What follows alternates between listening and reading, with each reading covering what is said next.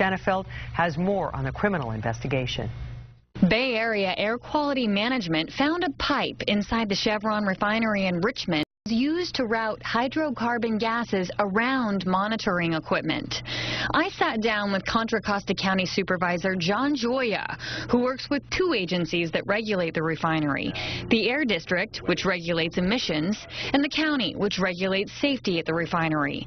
Gioia explains, in the event of an emergency, a refinery will bypass the standard regulatory emissions process and will flare hydrocarbon gases directly into the air.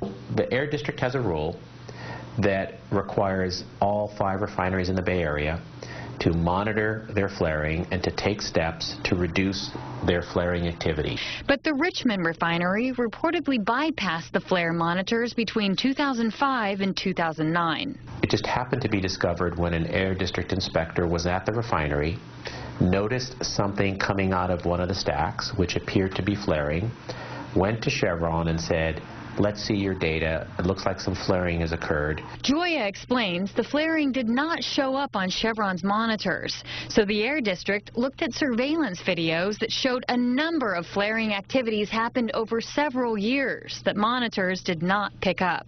Now, the Environmental Protection Agency is investigating whether this was negligence by the Chevron refinery or if this was intentional. I made several calls to Chevron, and their officials are unable to comment at this time.